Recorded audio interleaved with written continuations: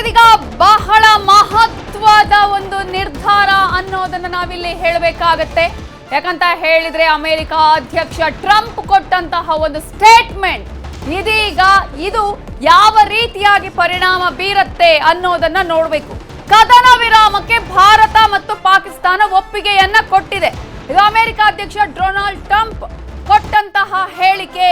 ಈಗಾಗಲೇ ಭಾರತ ಮತ್ತು ಪಾಕಿಸ್ತಾನದ ನಡುವೆ ಯುದ್ಧದ ಕಾರ್ಮೋಡ ಇದೆ. ದಾಳಿಗಳ ಮೇಲೆ ದಾಳಿಗಳು ಆಗ್ತಾ ಇದೆ. ಇಂತಹ ಸಂದರ್ಭದಲ್ಲಿ ಅಮೆರಿಕ ಅಧ್ಯಕ್ಷ ಡೊನಾಲ್ಡ್ ಟ್ರಂಪ್ ಅವರೀಗ ಹೇಳಿಕೆಯನ್ನ ಕೊಟ್ಟಿದ್ದಾರೆ.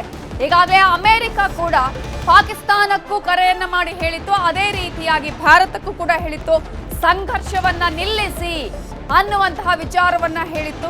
ಇದೀಗ ಅಮೆರಿಕ ಅಧ್ಯಕ್ಷ ಡೊನಾಲ್ಡ್ ಟ್ರಂಪ್ ಹೇಳಿದ್ದಾರೆ, ಭಾರತ ಮತ್ತು ಪಾಕಿಸ್ತಾನ ಕದನ ವಿರಾಮಕ್ಕೆ ಈಗಾಗಲೇ ಕದನವನ್ನ ನಾವು ಮಾಡೋದಿಲ್ಲ, ಕದನ ವಿರಾಮವನ್ನ ಘೋಷಣೆ ಮಾಡೋದಿಕ್ಕೆ ಈಗ ಒಪ್ಪಿಗೆಯನ್ನ ಕೊಟ್ಟಿವೆ.